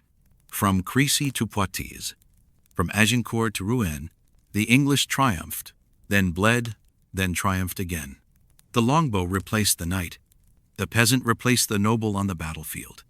And as the old code of chivalry crumbled, so too did the world Eleanor had once known. But the true war, the one that would eat the kingdom whole, did not come from France. It came from England itself. By the mid-1400s, the line of Plantagenets had split into two great branches, the House of Lancaster and the House of York. Both traced their blood to Edward III, both carried the ambition of Eleanor, and both believed the crown was theirs by divine right. Their symbols were flowers, one red, one white, but their roots were poison. The first blood was spilled in 1455 at St. Albans. It was not an army that began the war, but a misunderstanding, an argument between nobles, a clash of pride and paranoia. When it was done, the streets of the market town were littered with corpses in silk. From that day forward, England devoured itself. The War of the Roses, as it would later be called, was not one war, but a cycle of vengeance stretching over 30 years. Kings rose and fell faster than the seasons. Families were wiped from history. The royal line became a mirror, cracking in slow motion. Henry VI of Lancaster was a man too gentle for the world he ruled. He prayed when he should have commanded, forgave when he should have punished. His weakness invited wolves. Richard, Duke of York, claimed the throne, arguing that his blood, like Eleanor's, was purer, older, more legitimate. His claim lit England like dry tinder. Battle followed battle. Wakefield, Towton, Barnet, Tewkesbury, each one painting the fields red with cousin's blood. The chroniclers wrote that ravens grew fat in those years, and that even the sky turned gray from smoke. Somewhere, buried deep beneath the abbey stones of Fontevraud, the bones of Eleanor of Aquitaine lay still. But if ghosts could weep, hers would have drowned the earth. For everything she had built, her empire, her bloodline, her dream of reason within power, was now collapsing into madness. The same spirit that had once lifted her above her world had descended into her descendants as ambition without restraint. She had given them crowns. They had turned them into nooses. The war left no victors, only survivors. Each new monarch sat upon a throne of corpses, and in the whispers of the people, a prophecy spread that the curse of Aquitaine would not end until a rose bloomed from both red and white. She had ruled men all her life now. Her blood ruled death itself. The war dragged on not in battles alone, but in silence, famine, and fear. England had become a country of ghosts. The harvests rotted in the fields, villages were abandoned, and widows buried their sons beside the roads where once kings had marched. It was not only the land that was dying, it was memory itself. For 3 decades, the houses of Lancaster and York had traded power like gamblers passing coins drenched in blood. Each victory felt hollow, each coronation shorter than the last. And then, at last, from the ashes of both, a third rose began to bloom. Richard of York's son, Edward IV, had seized the crown by sheer force and charisma. He was a king who looked the part, tall, golden-haired, adored by soldiers and poets alike. He ended the wars for a time, married Elizabeth Woodville, and dreamed of peace. But peace in England never lasted long. Behind the silks and ceremonies, ambition still whispered. Edward's brother, George, Duke of Clarence, schemed for the throne. His younger brother, Richard of Gloucester, waited and watched, a hawk beneath a mask of loyalty. When Edward died suddenly in 1483, his sons, the young princes Edward and Richard, were locked in the Tower of London for their safety. They were never seen again. The rumors began like a chill wind through empty halls that Richard, their uncle, now crowned Richard III, had them killed to secure his crown. Whether it was true or not no longer mattered. England believed it. and in believing, they damned him. The curse of Eleanor's blood, the hunger for power that consumed love, the brilliance that devoured its own, had reached its final form. Richard ruled by fear, haunted by shadows no sword could cut. Even his allies whispered the word that would end him, tyrant. But across the narrow sea, in exile, another claimant was waiting. Henry Tudor, a man of Welsh descent, a distant heir through the Lancaster line. He had no real claim, no wealth, no army worth the name. Only an idea that he could end what a century of kings had begun. In 1485, he landed on the shores of England with foreign troops and desperate hope. Two armies met at Bosworth Field, under a sky heavy with storm clouds. The battle was short, brutal, and decisive. Richard III fought like a lion cornered, his armor dented, his horse slain beneath him. He refused to flee. He charged straight into the enemy line, crying, "A horse, my kingdom for a horse." The last Plantagenet king fell under the blades of his own countrymen. When his crown was found, bent, bloodied, trampled in the mud, they placed it upon Henry Tudor's head. That day, the War of the Roses ended. But what rose from its ashes was not victory. It was exhaustion.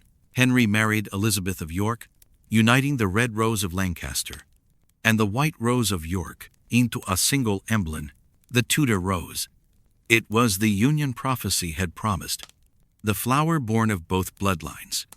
And though neither house survived, their ghosts lingered in the halls of every English castle. Under the Tudors, England would finally know peace.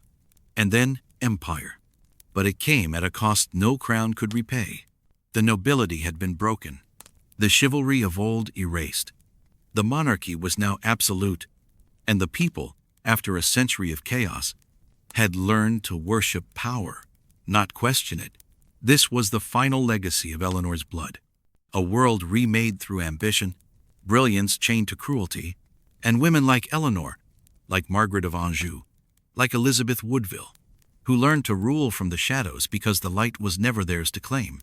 If one could walk through Fontevraud Abbey at night, past the tomb where Eleanor lies between Henry II and Richard the Lionheart, and whisper news of her descendants, that her blood had survived 3 centuries, that it had ruled both England and France, and that it had consumed itself in the process, perhaps she would smile, not in joy, but in understanding. For the war that ate a kingdom was not only a story of crowns and swords, but of the human heart, hungry, brilliant, and never satisfied. She had built a dynasty that would outlast her life, but even she could not have imagined how long its shadow would stretch. Before she became a legend, Eleanor of Aquitaine was only a woman brilliant, fallible, and utterly alive. Yet history, stubborn and merciless, has a strange way of remembering such women. Kings are carved into marble, queens are turned into myths. But Eleanor, she refused to fade. Centuries after her death, the world she once ruled had been swallowed by time. The courts she filled with laughter had fallen silent. The empires her sons built had turned to dust. And yet, her shadow still lingered long and soft over the valleys of Aquitaine, over the abbeys and cathedrals that once whispered her name. She was not meant to survive the centuries, and yet she did. Not through conquest, nor armies, but through the simple audacity of her will. She had lived in an age that feared the mind of a woman, and still, she ruled through it. She had loved kings, defied popes, raised sons who tore empires apart, and buried them all before she died. If there was a woman the Middle Ages could not contain, it was her. When the chroniclers of her time tried to capture her, they failed. To some, she was a siren of sin, too clever for her own salvation. To others, she was the embodiment of grace, the muse who gave birth to chivalry itself. And yet none of them ever truly saw her. They wrote about a queen. What they missed was the human being who refused to kneel. Eleanor had been born into sunlight, the daughter of the Duke of Aquitaine, heir to a land richer and freer than the Kingdom of France itself. Her childhood was filled with song, poetry, and the scent of vineyards under the southern Sunday. She was educated beyond any noblewoman of her time. She spoke Latin, read philosophy, and understood the language of politics long before she wore a crown. But fate, as ever, is cruel to the gifted. At 15, her father died, leaving her the wealthiest heiress in Europe and the most vulnerable. Within weeks, she was betrothed to Louis VII of France, a king too holy to be human and too timid to love her. The marriage was a cage lined with gold. She who had ruled courts of laughter found herself in a palace of prayers. Louis spoke of salvation. Eleanor longed for life. Their love, if it ever existed, withered on the vine. When the Second Crusade called them east, she rode beside him, armored in silk, her banner flying high beneath the sun of Antioch. The men called her reckless, the priests called her dangerous, but she was neither. She was alive in a world that worshipped death. And when the crusade ended in ruin, so did her marriage. She returned to France not as a queen, but as a lesson too bold, too outspoken, too much. The church annulled her union. The poets mourned her freedom.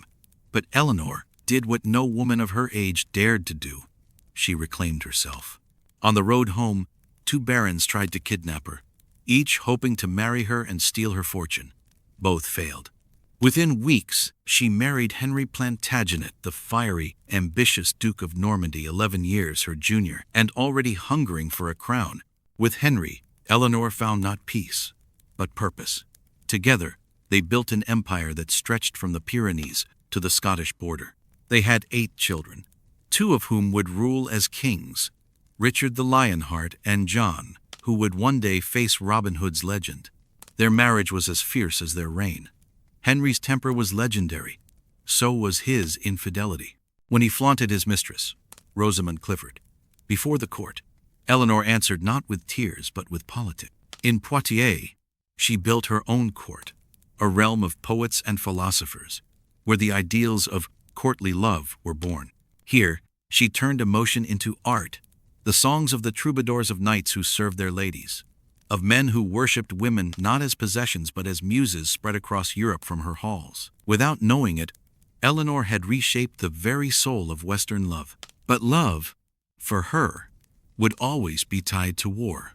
When her sons rose against their father, it was Eleanor who guided them. Perhaps it was vengeance, perhaps survival. When Henry discovered her betrayal, he locked her away 16 long years of silence, stone, and waiting. But she endured. She always endured. And when Henry died, the keys to her prison turned once more. Her son, Richard the Lionheart, freed her and made her regent in his absence. As he went on crusade, she ruled in his name. When he was captured, it was Eleanor, 80 years old, who gathered the ransom, who negotiated with kings, who brought her son home. By then, she was more than queen. She was an institution, a living myth, a relic of an age that refused to die. When Richard fell in battle, his brother John inherited the crown, and with it, the curse of his bloodline. Eleanor, old but unbroken, once again became the quiet axis of a kingdom, collapsing under its own weight. She rode across mountains and through rebellion, still commanding armies with words sharper than swords. Even as her body failed her, her will did not. Those who saw her in her final years said her eyes remained the same black as the Aquitaine rivers, calm as glass, reflecting both wisdom and warning. She died at 82 in 1204, an age almost unthinkable for her time. They laid her to rest at Fontevraud Abbey, beside her husband, Henry II, and her son, Richard. But even in death, she would not conform. While Henry's effigy clutched his sword, and Richard's hand rested upon his heart, Eleanor was depicted holding a book open, alive, eternal. It was not an accident. It was an epitaph. History, of course, moved on. The Plantagenets fractured. The wars she foresaw came to pass. France and England became enemies for centuries. The poets who once sang of her turned to dust. Yet somehow, Eleanor remained. Her name whispered through abbeys, through battlefields, through ink and legend. She became a mirror in which every age saw what it needed. A temptress to the monks, a visionary to the poets, a feminist before the word existed. No one could quite define her. That was her genius. Time does not remember gently. It forgets in pieces. leaving behind fragments of what once was. But some stories refused to stay buried. Eleanor's was one of them. Long after the wars had ended, after her castles had crumbled into ruins, and the banners of Aquitaine were torn and faded, her name continued to drift like dust through the centuries. Scholars argued over her deeds. Poets sang her praises. And kings and queens looked upon her life with awe and fear, for she had lived the dream that most of them only dared to imagine: to rule, and to do so without apology. The Middle Ages faded into the Renaissance, and the Renaissance into the modern world. Yet Eleanor remained a phantom presence in every woman who dared to lead, every mind that refused to yield. The monks who once cursed her as the Serpent of France were long gone. The bards who adored her had turned to bones. But in their place rose new voices, historians, playwrights, and dreamers, each seeing in her reflection something they longed for. To some, she was the first modern woman.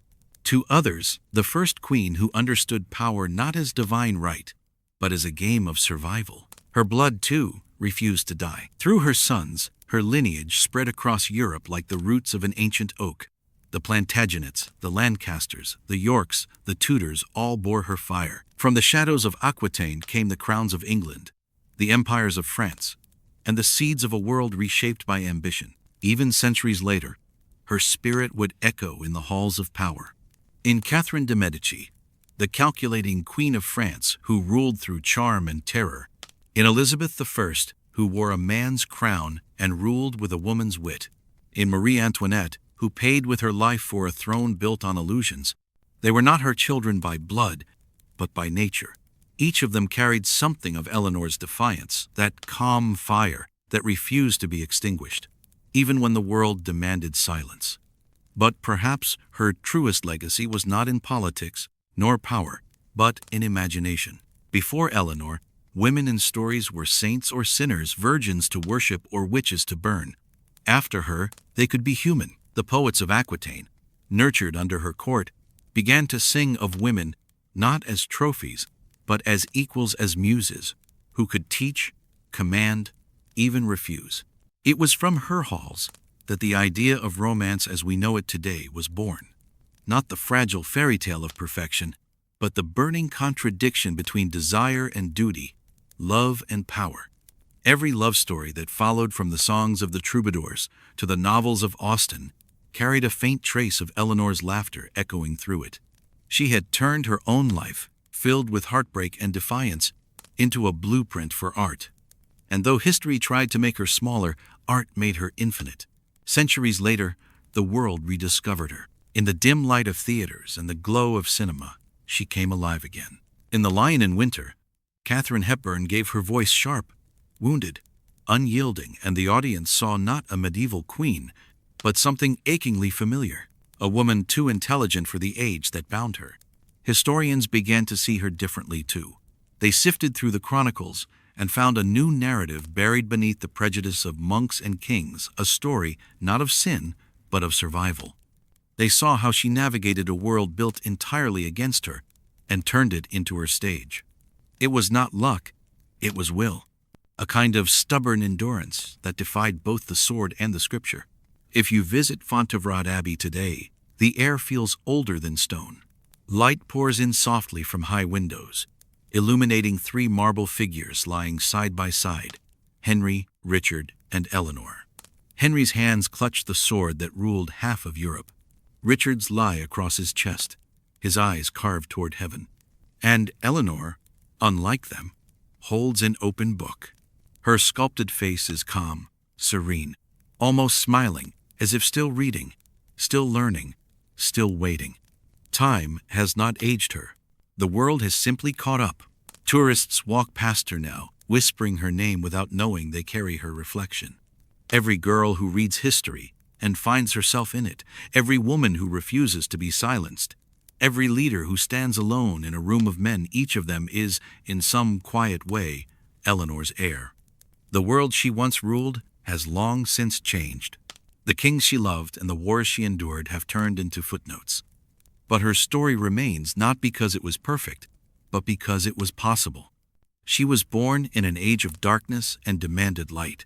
She lived surrounded by men who called her dangerous, and she proved them right. She turned defiance into an art, and power into something human. History did not grant her peace, but immortality rarely offers rest. As the sun sets over the Loire Valley, the stones of Fontevraud glow gold, and for a moment, it feels as if the centuries bend back upon themselves. The sound of wind through the cloisters becomes the whisper of her silk. The candlelight flickers, and her shadow stretches again across France, across England, across time. And if you listen, truly listen, you might still hear her voice, low and steady, echoing through the quiet halls of history. I was not made to sit in the shadow of men. It is not a boast.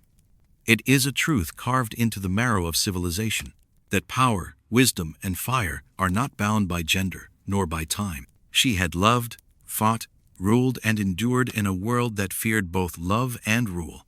And somehow, she made them the same thing. That was her legacy. Not the crowns she wore, but the centuries she outlasted. And when history finally grew brave enough to look her in the eye, it found that she had never left at all. History remembers her as a queen. But perhaps she was something far rarer. A woman who refused to disappear. She lived in a world that feared intelligence in a woman, and she made that fear her throne. Centuries passed. Kings fell. Empires crumbled. But Eleanor's fire never died. It burned quietly, in the hearts of every woman who dared to lead, and every soul who refused to kneel. Even now, if you walk the halls of Fontevraud Abbey and hear the wind whisper through the stone, you might still feel her there, watching, waiting, reminding the world that power has many voices. She was not made to sit in the shadow of men, and she never did. This was Eleanor of Aquitaine, the woman who ruled men. If you've traveled this far with us into the past, remember to leave your mark upon history, the way she did. Because next time, we'll follow another queen, one feared, cursed, and unforgettable. A woman they called the Serpent of France, Catherine de' Medici, the Black Queen. Coming soon,